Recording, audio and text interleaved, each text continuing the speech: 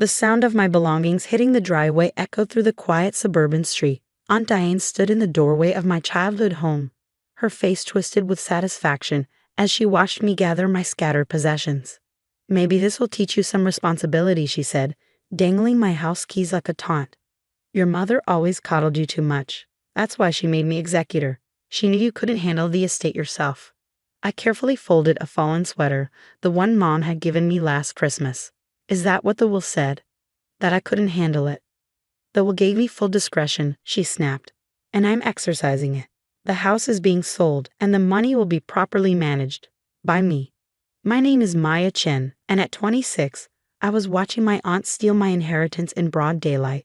What she didn't know was that I'd seen this coming long before my mother's death 3 months ago."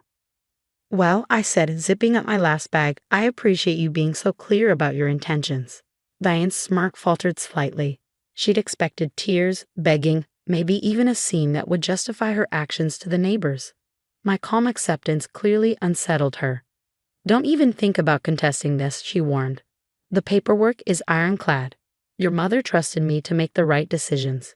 "No, I thought my mother had trusted you because she was too sick to see what you really were." "But I'd seen it, and I'd spent the last year preparing for exactly this moment." Mom's cancer diagnosis had come as a shock to everyone except Aunt Diane.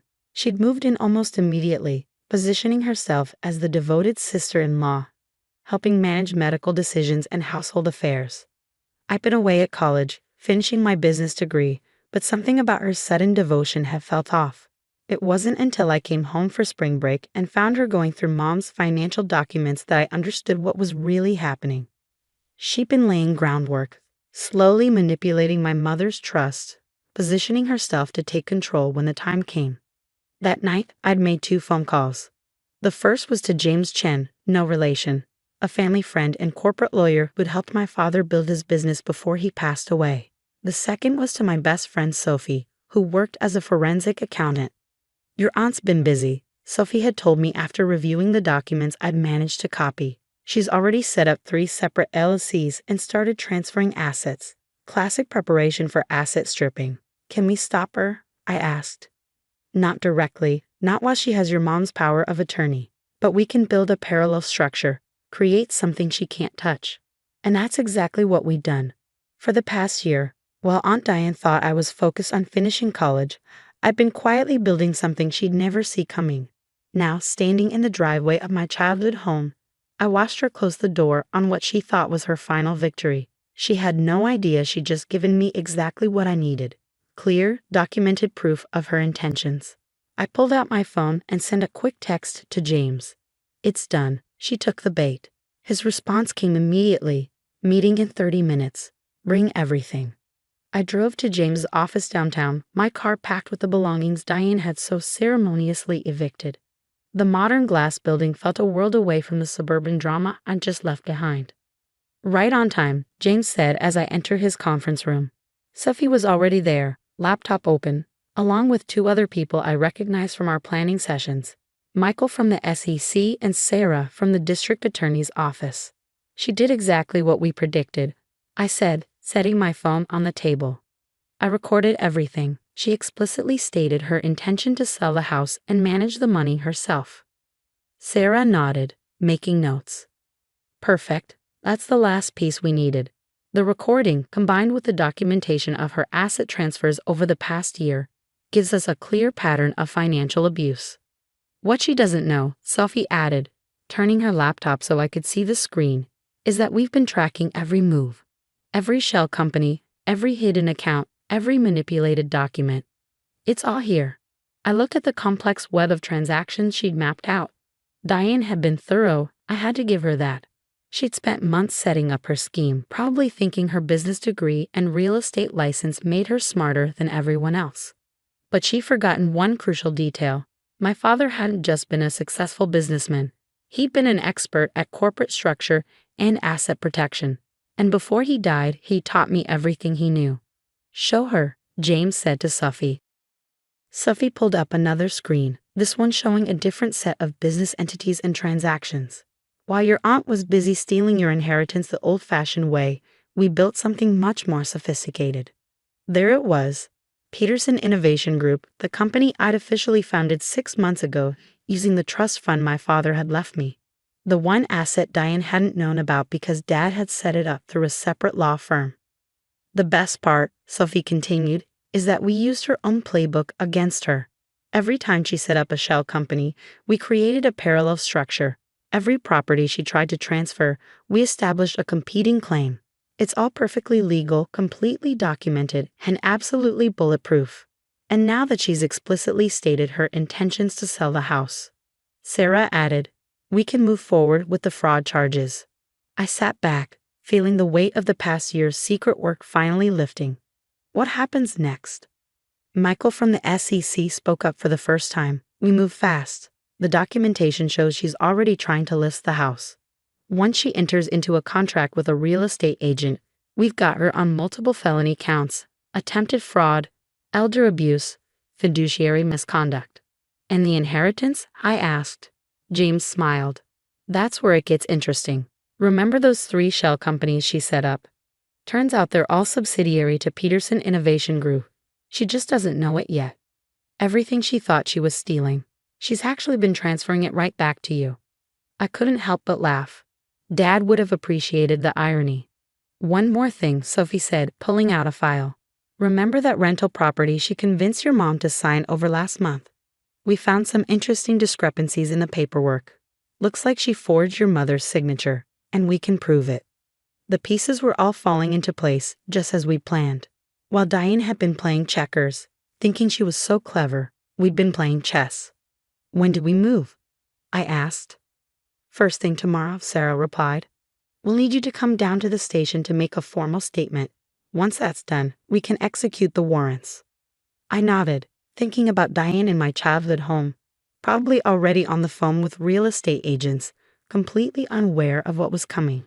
Maya, James said softly, your mom would be proud. You handled this exactly the way your father would have. Patient, strategic, and always 3 steps ahead. I touched the locket I wore, the one containing photos of both my parents. They taught me well.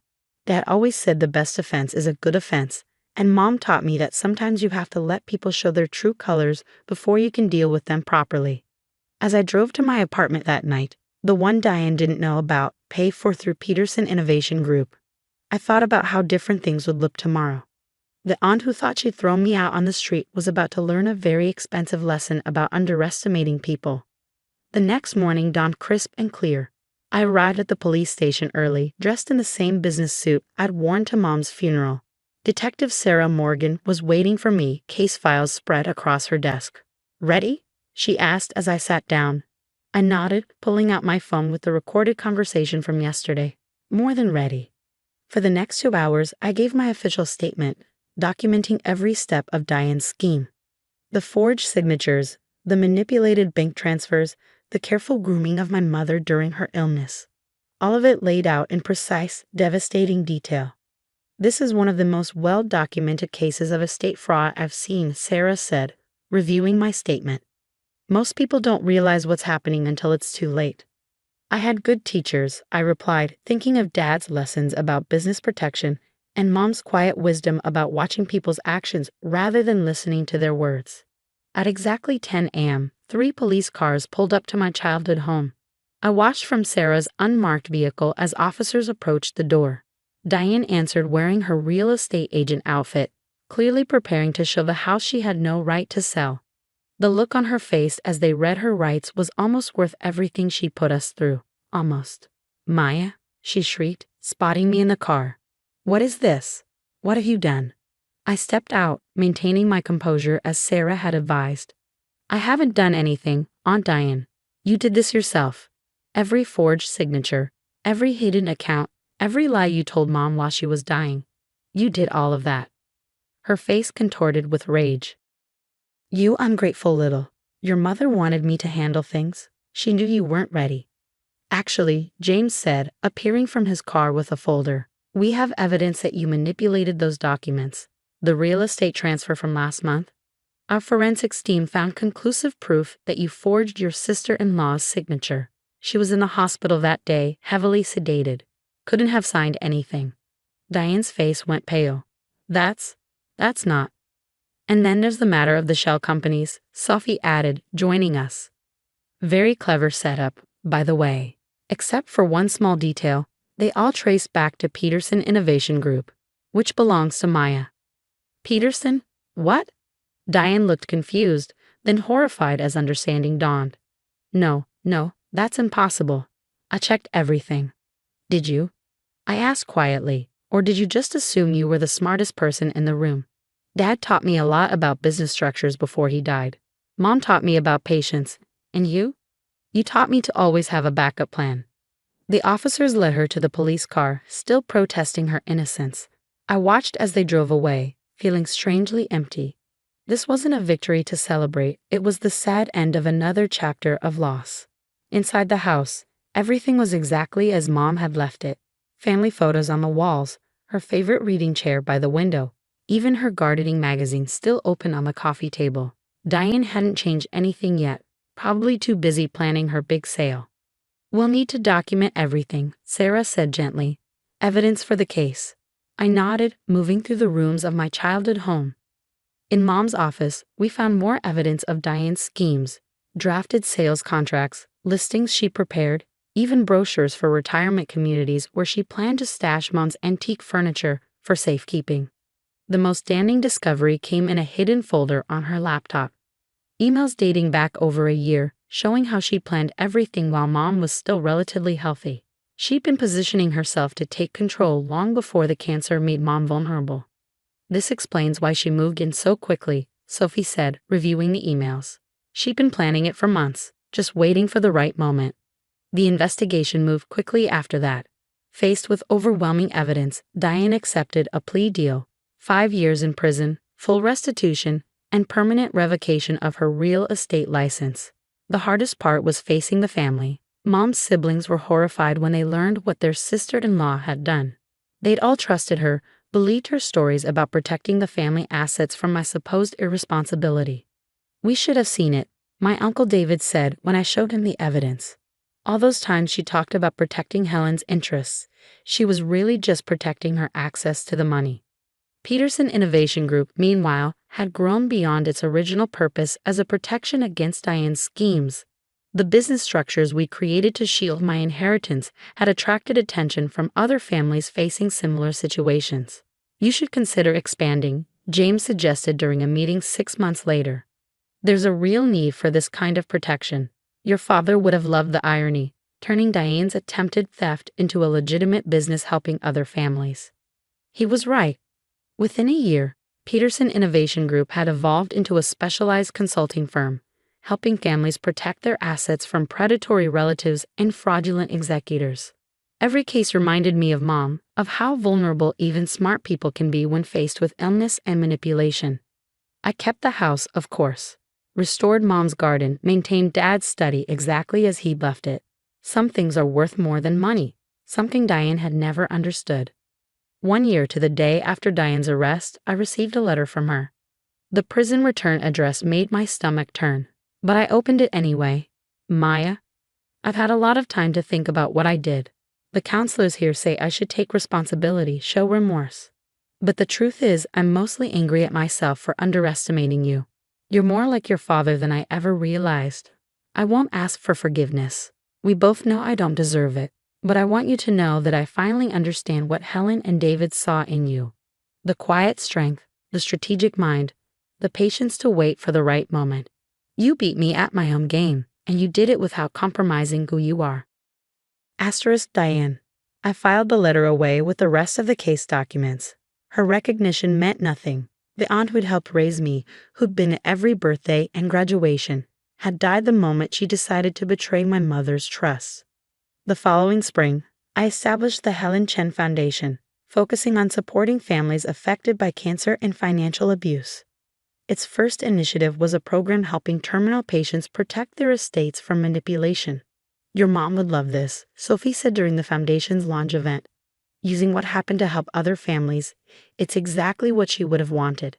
She was right. Mom had always taught me that the best revenge isn't about getting even. It's about making sure the same thing doesn't happen to someone else. I still wear the locket with their photos. But now, when I look at their faces, I don't just see what I lost. I see what they gave me: Dad's business acumen, Mom's patient wisdom, and the strength to stand up for what's right, even when it hurts. Diane had thought she was taking my inheritance. Instead, she'd given me the opportunity to build something bigger than myself, a legacy that would help others protect what matters most. Sometimes, on quiet evenings, I sit in Mom's reading chair and think about how differently things might have turned out if Diane had just been honest. If she'd worked with me instead of against me, we might have built something together. But she chose her path, and I chose mine. And in the end, that's what inheritance is really about, not just the money or property we leave behind, but the lessons we teach and the examples we set. Dad taught me to be strategic, Mom taught me to be patient, and Diane, she taught me that sometimes the people closest to us can be the ones we need to guard against most carefully. It's not the lesson she intended to teach, but it's one I'll never forget.